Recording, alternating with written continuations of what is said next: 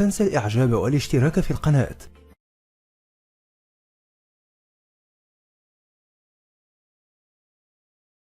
Thank you for waiting. Would you please state your name and occupation, then state your question? I'm Sakina D'Souza, and I'm a Catholic. I believe Brother Yusuf was a Catholic before. I would like to ask him the simple question. He was brought up like a Catholic, but what made him change? Doesn't he believe that the Messiah is true, or did he ever feel that the religion, Catholic religion, has not brought up any Messiah and the Bible is false? I would like to just know what that means, because he said he was a Catholic before and now he has become a Muslim. What made you change? What was that storyline before? Doesn't he believe that there is a Messiah, or the Messiah had come, saved us, died on the cross? Thank you very much for a good question. I hate to disappoint you, but I wasn't a Catholic. But I was with a Catholic priest the night that he accepted Islam. And I asked him these questions you asked me.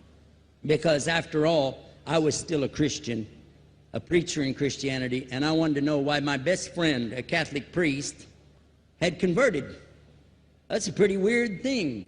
A Catholic priest is not like a regular preacher in the Protestant religion. A Catholic priest has given up everything.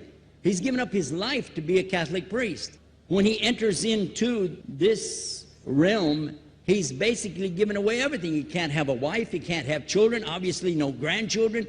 He has no home, he just lives in a rectory or wherever they give him a place to stay. And he's sent wherever they tell him to go, do whatever he's told to do, and that's it.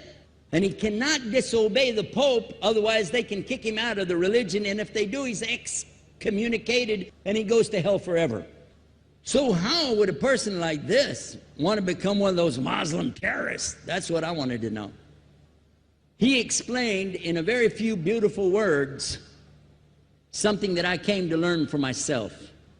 He said that he was sincerely in the Catholic religion because he believed in God, that he had studied, his degree was in theology, and a part of the teaching that they as priests have is to study Islam. Every priest is forced to study Islam. Now you may not know that, but you can ask your priest and he'll confirm it. And when you study Islam, even when Islam is taught to you by somebody who hates Islam, as long as they don't corrupt it too far, you can still see the truth in Islam. A classical example happened to me just recently when I was in Saudi Arabia. A friend of mine, very old copy of one of the first Qurans ever translated to English by George Sale.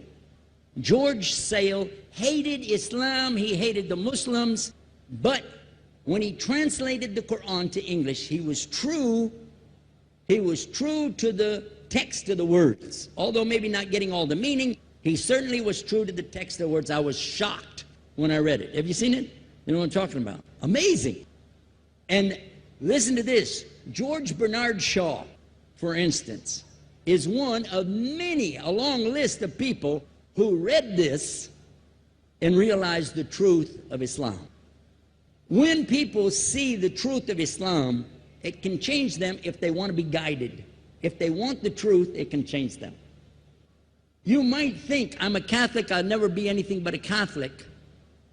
But I'm going to ask you a question, and I want you to be honest. This is not for you to, start a debate, but just be honest. Was Jesus a Catholic?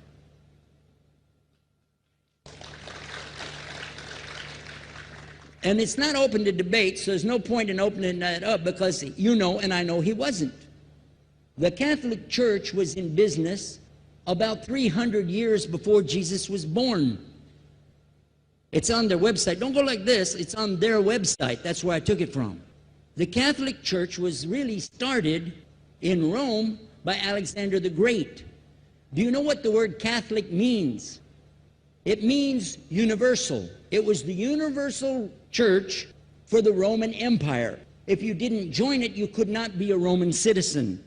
And it was opposed to the teachings of Judaism and opposed to the teachings of the early Christians for more than 200 and some years. and they were diametrically opposed to each other to the extent that it was the Romans killing the early Christians. Now, if you understand that, and you go to their website and read, they didn't even take over Christianity until the year 325 AD. And when they did, they changed a lot of things, again, referring to their own website. But if you want to check it in Britannica or Americana or grow your encyclopedias, go ahead and read about the Catholic Church. When, in August of 325 AD, at the Nicaea Council, they took over, first thing they said was, let's change the date of the birth of Jesus to be the same date as that of Mithras, which was the god, one of the gods worshipped there, and also the sun god's birthday was the same day, December the 25th, believing it to be the shortest day of the year. And Constantine was a sun worshiper of Saul Invictus. Go to the website, read it for yourself. There are a lot of points, but not the least of which, even today, if you go in any Catholic church, and I have, you'll see so many portraits and statues and idols and images throughout the whole place that for the one who's never experienced that, for a Muslim who knows about these images, he'll be like, whoa, a'udhu billah. Whoa, what's this? The first time I walked in a Catholic church, I was about 10 years old. I was shocked. I was shocked at the idols and statues everywhere, because in the Protestant religion, we were brought up to believe that the second commandment was just as important as the first commandment. The first commandment in the Bible, in Exodus, is the same as the first commandment in the book of Deuteronomy. It says, I am the Lord your God that brought you out of the land of Egypt in the house of bondage. You know no other God beside me. Beside me there's no other gods. Thou shalt not have any other gods beside me. How many in this room agree with that commandment? Raise your hand. You notice the Muslims are raising their hand because it means Ashhadu an la ilaha illallah. That's the first commandment for us as well. The second commandment you have clearly says, thou shalt not make any idol, any graven image of anything that creeps upon the earth, swims in the sea beneath, or flies in the air above. And I was sitting in a church one time, sitting there in the morning service, watching, you know, the preacher talk, and, you know, they go on and on and on, and sometimes you lose your train of thought. I was looking. Whoa! On the front of the podium, there was a fish. A fish. For the symbol, make you fishers of men. It had a fish. I said, whoa. Then I looked up above his head at the big stained glass window, and it had a dove, and he had the olive branch in his mouth. The dove is flying, the bird, you know. I said, whoa. And then I look over here, and there's a cross with a man hanging on it. And I said, wow, they didn't miss a single one. They got them all. Something walking on the earth, something swimming in the sea beneath, something flying in the air above. So look at these two things. Clearly, the first two of the 10 Commandments, bang, bang, boom. Because if you said God is more than one, where did you get it from? When Jesus is talking to his own companions and they ask him, what's the greatest commandment? Mark 12:29. Clear. The greatest commandment is to know, O Israel, the Lord your God is one God. And you have to love him with all your heart and all your mind and all your strength. And this is no different from what Prophet Muhammad ﷺ was saying, the same thing to his people. Same thing I mentioned in the lecture. This is certainly for us the same. So what you see is Muslims practicing the commandments, and you see people claiming the commandments but practicing something else. And I have seen more converts from the Catholic Church than any other of the many sects of Christianity, and especially from the nuns, priests, and even an archbishop. And all of them are better than me.